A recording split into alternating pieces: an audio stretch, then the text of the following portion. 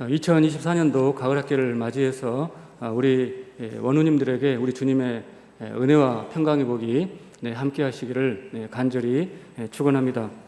우리 하나님은 창세전에 저와 여러분을 하나님의 자녀로 선택을 하시고 그렇게 선택한 영혼들을 예수 그리스도께 위탁을 하십니다. 위탁을 받은 예수 그리스도께서는 아버지께서 선택하신 영혼들을 위해서 목숨을 바쳐서라도 아버지의 목적을 완수하겠다고 작정을 하십니다. 또한 성령 하나님께서는 아버지께서 선택하시고 아들 하나님께서 핏값을 지불하기로 작정한 그 영혼들 심령 속에 내주하셔서 그 목적을 완수하기로 그렇게 삼위 하나님께서 협약을 맺습니다.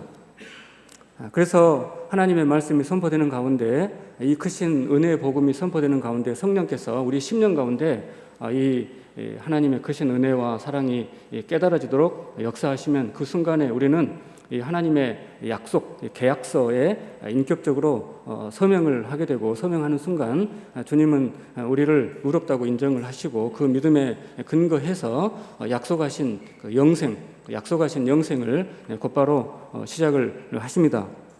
그래서 성경을 해석을 하고 교인들에게 하나님의 말씀을 가르치는 우리 목회자들, 또 우리 사역자들은 성경이 증언하는 이 언약 관계, 하나님과 우리 사람 사이의 인격적인 언약 관계를 잘 이해를 해야 되고, 하나님께서 이 언약의 관계를 어떤 방식으로 설득을 해오시는가, 그리고 우리가 지성과 정서, 의지를 동원해서 그 계약서에 서명을 어떻게 할 수 있는 건가, 서명할 때 주어지는 그 영생, 그 영생을 먼저 우리가 풍성하게 맛보고 누리고, 이 영생은 하나님 은혜로, 십자가 은혜로 주어진 것이니까 그걸 생각할 때마다 우리 안에 영생을 누리는 증거로 기쁨과 감사가 충만하는 거죠. 하나님을 생각할 때마다, 예수님을 생각할 때마다 우리 심령 속에서 내 죄를 용서하신 그 하나님의 은혜와 기쁨과 감사가 늘 샘솟는 것입니다.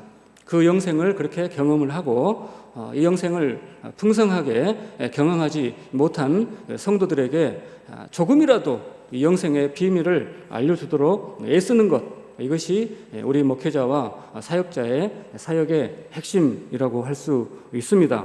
그래서 오늘 설교의 제목처럼 이 압살롬의 이 반역 사건 속에서 언약의 이 상속자에 관한 주님의 교훈을 살펴보고자 합니다.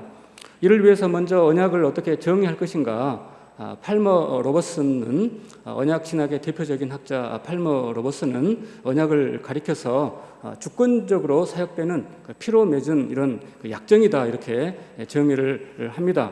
피로 맺은 약속을 주님께서 주권적으로, 절대 주권으로 성취하신다 하는 이런 개념으로 언약을 정의를 하는데, 저는 이 개념에 좀 덧붙여가지고 이렇게 정의를 했습니다. 다 함께 한번 읽어보겠습니다. 시작. 언약은 삼위 하나님께서 피택자들을 위하여 속죄 피 흘림으로 그 값을 속량해 주심을 믿는 자들에게 사망과 생명을 맞바꾸어 영생을 선물로 주시는 약속입니다. 그런데 이 영생을 얻는 언약 관계, 영생의 이제 큰, 우리 편에서의 큰 문제점이 있습니다. 그것은 우리 하나님이 눈에 보이지 않는다는 것입니다. 주께서 우리와 언약을 맺으셨다고 그렇게 말씀을 하고 있지만은 그 언약을 체결하는 현장에 우리가 입회하지 않았습니다. 이 두꺼운 계약서를 제대로 이해하지 못한 상태에서 주님은 믿음을 요구하시고 그 순종을 요구하시는 것이 우리로서는 납득이 되지 않는 것이죠. 언제 우리가 그 계약서에 서명을 했는지도 모르겠는데 주님은 네가 서명했으니, 네가 믿었으니 말씀을 순종하시는, 주님의 스탠스하고 우리의 스탠스가, 따라가는 스탠스가 이게 맞지가 않습니다. 이해가 되지 않는 것이죠. 두 번째 문제점은 주께서 약속하신 그 영생, 약속하신 영생을 우리가 다 그 영생의 가치를 제대로 가늠도 못하고 경험도 못하고 그냥 주시겠다고만 약속을 하니까 도대체 이걸 뭘 주시겠다고 하는 것인지 믿어지지가 않는 것입니다. 영생을 살아보지 못한 상태에서 영생을 주시겠다고 하니까 이것이 잘 가늠이 되지 않습니다. 예를 들어서 어떤 사람이 이승진 열심히 사역을 했으니까 포르쉐 이제 한 대를 주겠다 그렇게 이제 약속을 만일에 한다면 그 자동차의 가치를 제가 대충은 이제 그게 몇 억짜리라는 거 대충 이제 이해를 이제 하고 있습니다. 그런데 실제로 주어진 것은 장난감을 줘버린다든지 하면은 이제 화가 나는 거죠. 왜냐하면 내가 그 약속의 가치를 알고 있는데 그렇게. 그래서 하나님께서 우리가 그 죄를 회개하고 그리스도를 구세주로 믿으면 그 영생을 주시겠다. 그 계약의 현장에 우리가 입회하지 않았고 그 다음에 영생의 가치를 모르는 이런 상태, 이 문제를 하나님은 어떻게 해결을 하시는가? 끔찍한 살인 사건이 발생을 합니다. 그러면은 이제 형사가 이제 범죄 현장에 출동을 해서 그 사건을 이제 조사를 이제 하면서 친구들을 이제 의심을 하기 시작을 하면은 이제 친구는 그 피의자가 되는 거고 그 피의자는 내가 그 살인 현장에 있지 않았다라고 하는 그 부재 증명, 알리바이를 대야 되는 그 책임을 지게 됩니다. 내가 그 시간에 있지 않았다라고 하는 다른 그 친구랑 식사를 했다라고 하는 현장 부재 증명의 책임은 그 피의자가 지는 것입니다. 하지만 하나님께서 그 창세전에 피택자들을 자녀 삼기로 한 이 언약 체결의 문제에서 우리가 그 현장에 언약 체결 현장에 있지 않았다라고 하는 이제 이 고민에 대해서 하나님은 이제 어떤 책임을 지는가 하면은 너가 그 현장에 입회를 해가지고 계약서에 서명을 했다고 하는 계약 체결 현장의 존재 증명의 책임, 하나님은 이 존재 증명의 책임을 지십니다. 그래서 제가 오늘 말씀을 드리고자 하는 것은 하나님은 우리가 이 하나님과의 영생 얻는 이 언약의 현장에 어떻게 입회를 했고 그 언약의 내용에 대해서 어떻게 동의를 하고 서명을 했는가 하는 것을 하나님은 어떤 방식으로 설득을 하시는가, 이 불신앙의 문제를 하나님은 어떻게 설득을 하시는가. 하나님은 이 성경에 이 7대 언약의 체결 사건을 기록으로 남겨가지고 이 체결에 관한 말씀을 선포하는 그 현장에서 성령 하나님께서 여러분의 지성과 정서와 의지를 일깨워가지고 여러분들이 분명히 인격적으로 그 계약서에 서명했다라고 하는 것을 하나님께서 모든 지혜와 그 능력과 그 영광과 권능과 말씀을 성령을 총동원해가지고 반드시 설득을 하십니다. 설득을 하시는데 그래도 우리는 믿어지지 않습니다. 믿어지지 않습니다. 납득이 안 됩니다라고 이제 문제 제기를 할 수가 있는 거죠. 그 문제 제기하는 모든 그 문제 제기를 했던 모든 우리 믿음의 선배들의 그 불평, 불만과 불신과 폐역함을 여기다 다 이제 총동원 해가지고 내가 언약의 파트너들의 그 불신앙의 문제에 대해서 내가 다 답을 했으니까 그 답변 속에서 우리의 불신앙의 문제를 해결하기를 기대하고 계십니다. 그래서 하나님은 이 불신앙의 문제, 우리가 그 현장에 입회하지 않았다고 하는 이 부재의 문제에 대한 존재 증명을 어떤 방식으로 하시는가, 이 7대 언약, 성경이 증언하는 7가지 언약을 총동원하십니다. 7가지나 되니까 너무 이제 복잡하다라고 이렇게 생각을 할 수 있습니다. 하지만 칼빈은 기독교 강요 제2권 10장 2절에서 구약의 모든 언약은 이렇게 그냥 간단하게 교통정리를 하였습니다. 다 함께 한번 읽어보겠습니다. 시작. 구약의 모든 족장과 맺은 언약은 그 실제와 본질에 있어서 우리의 언약과 전혀 다른 것이 아니다. 이것은 모두 동일한 하나의 언약이다. 다만 경륜에 있어서 차이인 것이다. 저는 그 지난 여름방학 때 7가지 언약, 구속 언약으로부터 시작해가지고 창조 언약, 노아 언약, 아브라함 언약, 모세 언약, 다윗 언약, 새 언약, 이 모두 성경 안에 역사 속에서 6대 언약, 역사 바깥에서 창세전의 구속 언약, 7대 언약을 하나의 언약으로 어떻게 이해할 수 있는가 고민을 하는 가운데 이 통일된 언약 해석학의 모델을 만들었습니다.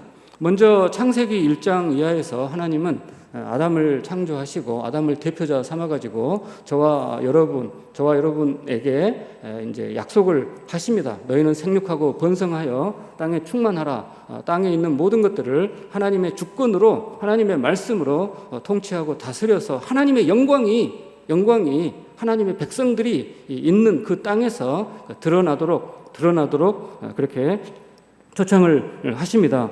그리고 2장에서 행위 언약을 맺습니다. 에덴 동산 중앙에 선악과 나무를 이제 두시고 선악과를 먹지 말라. 먹는 날에는 정령 죽으리라. 하지만 아담은 하나님의 명령을 어기고 범죄하고 그로 말미암아서 온 세상에 죄악이 충만해질 때 하나님은 다시 노아 언약을 맺으시고 사람이 아무리 악하더라도 내가 창세전에 하나님의 자녀로 피택한 내 자녀들을 향한 은혜는 절대로 멈추지 않겠다. 무지개로 대표가 되는 모든 1월 성신의 흐름, 시간이 가는 한 은혜 멈추는 일을 중단하지 않겠다. 보존의 언약을 맺습니다. 그 다음에 세 번째가 아브라함 언약을 맺으면서 아브라함을 대표자 삼아가지고 하나님께서 나에게 영생을 약속하시는 것이 무엇인지 모르겠습니다라고 하는 이 불신앙적인 이 아브라함을 계속해서 설득하시고 복을 주시고 또 불신앙을 범할 때 징계하시고 연단하시고 훈련하시는 그 과정을 통해서 하나님을 신뢰하는 법을 가르쳐서 믿음의 도리를 하나님을 의지하는 도리를 계시로 이제 계시하십니다.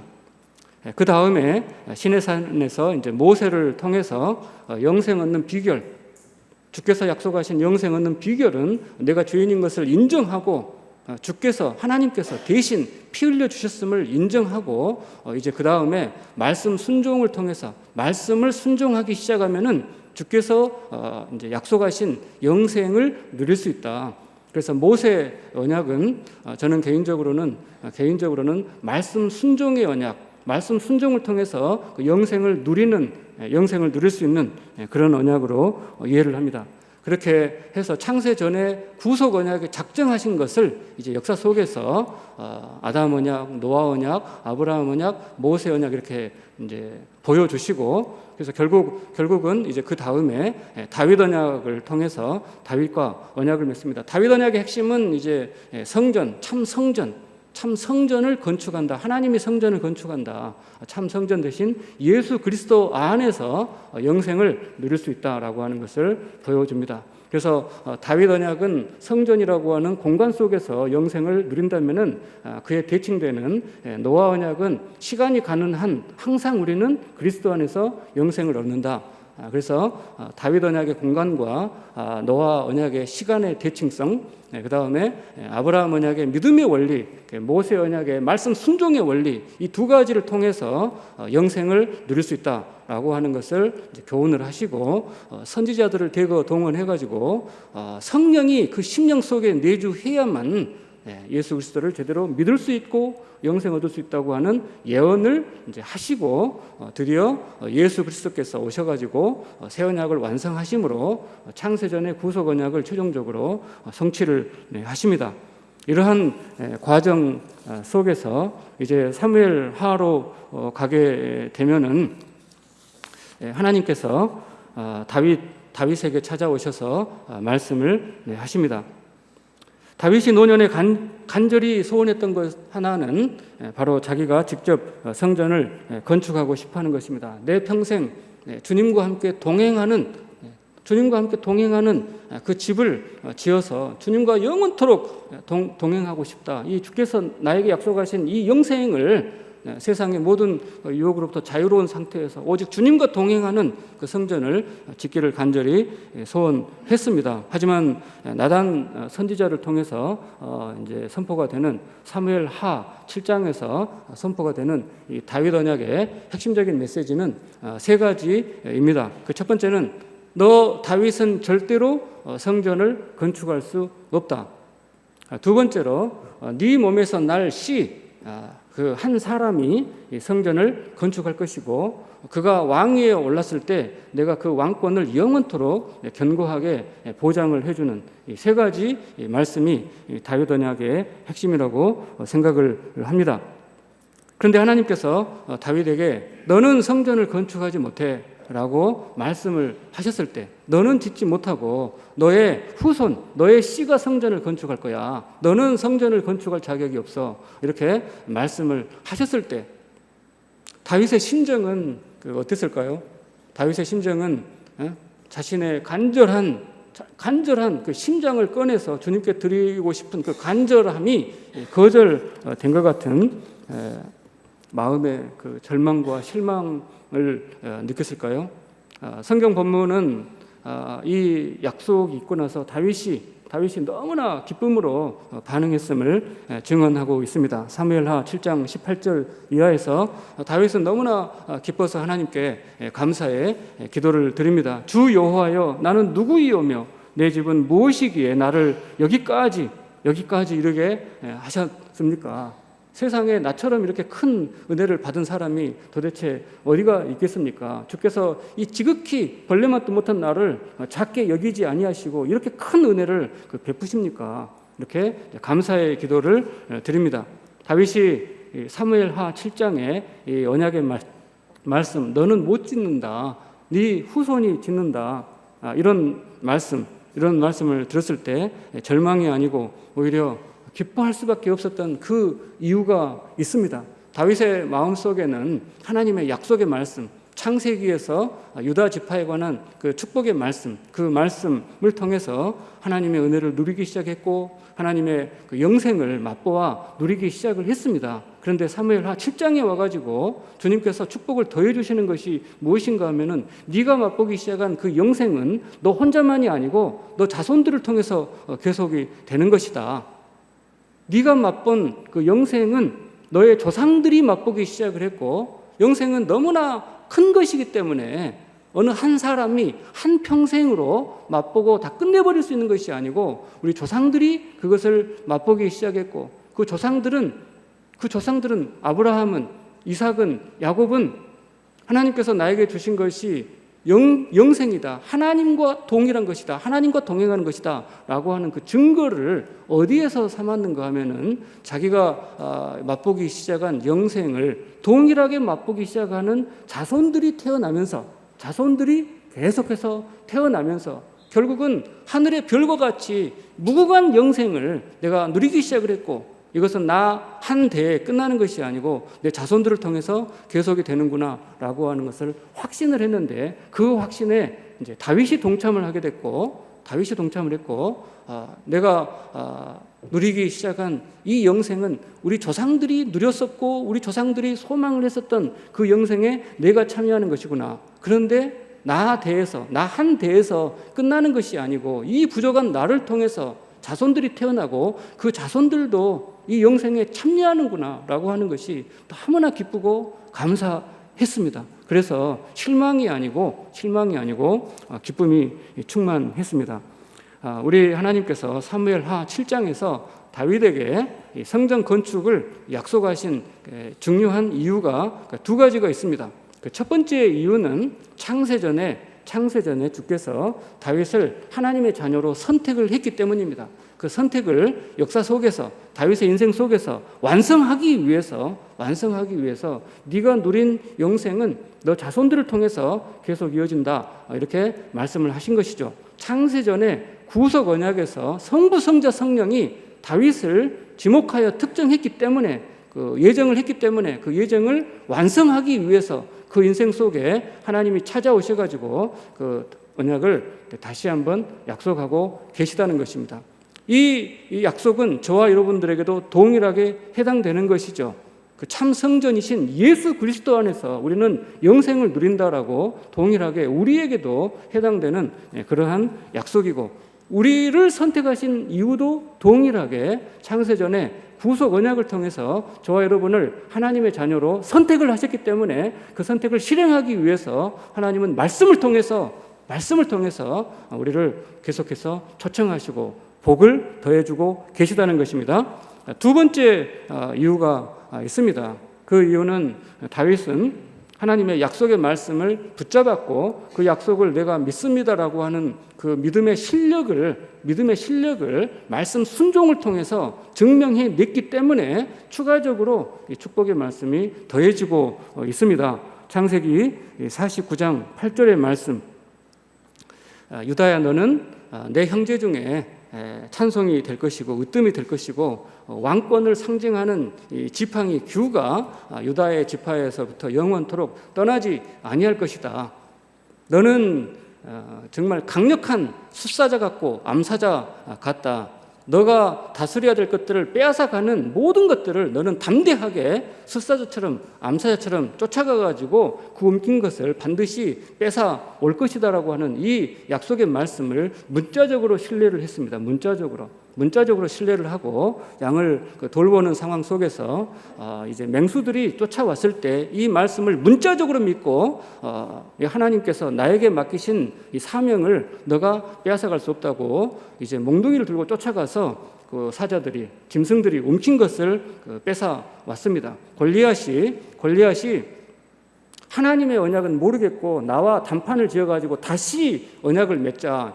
이 가나안 땅의 소유권은 전쟁에서 이 단판에서 이긴 사람 것이다 라고 그렇게 다시 약속을 맺자고 제안을 할 때 담대하게 강하고 용사이신 하나님을 신뢰하고 골리앗을 향해서 나아갔습니다. 그리고 골리앗을 무찌르면서 자기가 믿는 여호와 하나님에 대한 절대 신앙을 그 믿음의 실력으로 증명해 보였습니다.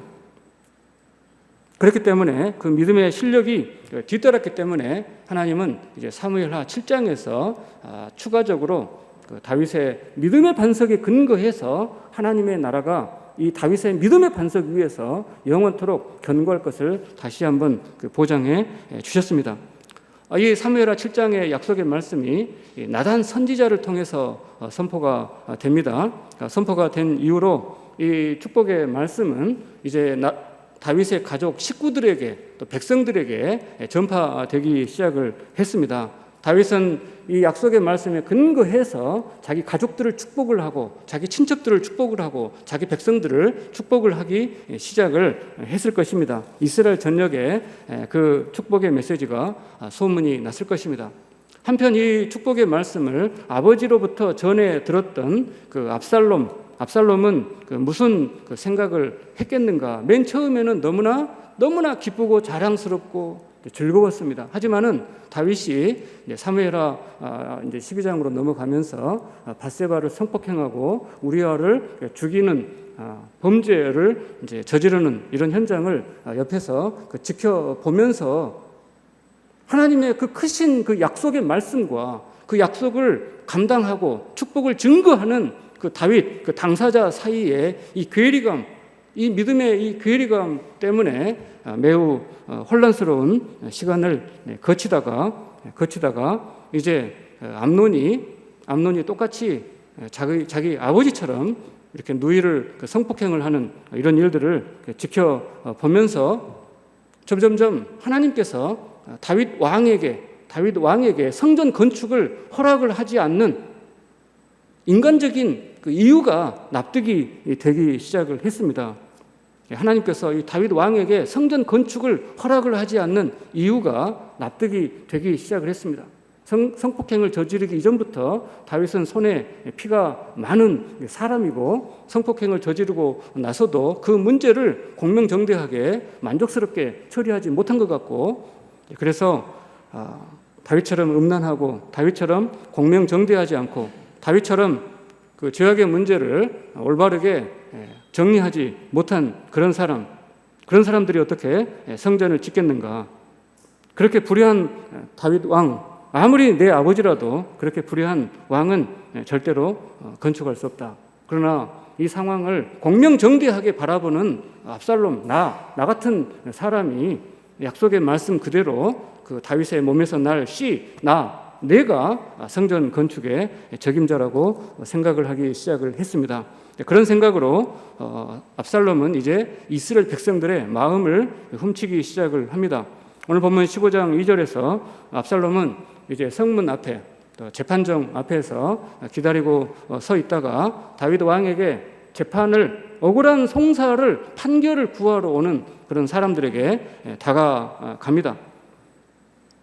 그래서 3절에서 압살롬이 그들에게 말하기를 네가 정말 옳다. 네가 정말 억울하구나. 너의 사정이 억울하구나. 너는 옳은데 네가 지금 불의한 상황에 억울한 상황에 빠졌구나. 하지만 우리 왕은 지금 매우 바쁜 상황이다. 3년 동안 맨 처음에는 위로한 척하고 두 번째 차이는 왕은 바쁘다라고 하고 3년 차에 가가지고는 왕은 지금 이런 문제를 해결할 능력이 없는 아주 부당한 불의한 사람이고 이렇게 하면서 다윗 왕의 판결의 권위를 정면으로 도전을 합니다.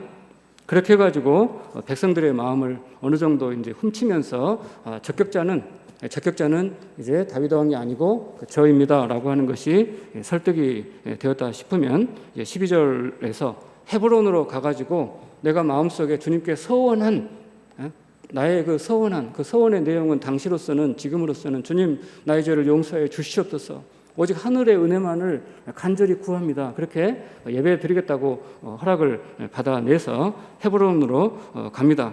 그리고 거기에서 그 반역의 깃발을 높이 쳐들고 뭣도 모르는 그 지지 세력들을 끌어모으고 반역을 이제 일으키고 그 다음에 아들 압살롬과 아버지 다윗 왕 사이에 정말 서로의 가슴에 비수를 걸고 목을 치겠다는 이런 끔찍한 반역의 내란이 발생을 합니다. 그리고 이 전쟁에서 결국 압살롬은 요압 장군에 의해서 죽임을 당합니다. 성경은 오늘 이런 막장 드라마를 우리한테 이렇게 이제 기록으로 남겨가지고 우리가 이것을 읽도록 하시는 말씀하고자 하는 중요한 교훈이 있습니다. 우리가 언약의 상속자로서 이 본문을 통해서 반드시 명심해야 되는 중요한 교훈이 있기 때문에 주님은 이 말씀을 통해서 언약의 상속자로서 명심해야 될 중요한 교훈을 말씀하고 있습니다. 우리는 어떻게 영생을 누리는가? 주께서 약속하신 그 영생 얻는 이 언약의 약속이 우리 안에서 어떻게 실현되는 건가? 그것은 우리가 하나님의 크신 그 공의와 은혜 앞에서 나는 전적으로 부패한 죄인입니다. 나는 뼛속까지 여러분이 알 수 없는 끔찍한 죄를 범한 주님만이 아시는 끔찍한 죄인입니다. 나의 죄를 용서해 주시옵소서. 그렇게 겸손하게 하나님 은혜를 간청할 때 하나님은 그 간절한 믿음을 보시고 우리에게 영생을 은혜로 선물로 허락을 하십니다. 그럴 때 우리 마음속에서는 주님이 내 죄를 용서하셨다고 하는 기쁨과 감사가 충만하는 거죠. 기쁨과 감사가 충만하니까 그 기쁨과 감사를 계속해서 지켜나가기 위해서 주님은 명령을 하십니다. 항상 기뻐하고 쉬지 말고 기도하고 범사에 감사하고 내 마음을 다하고 목숨을 다하고 뜻을 다해서 너희 하나님만을 사랑하라고 말하고 말씀을 하십니다. 그 말씀을 우리는 끝까지 붙잡으면서 영생을 지켜가야 합니다. 다윗은 하나님께서 그 은혜의 말씀을 주실 때 나는 죄인입니다.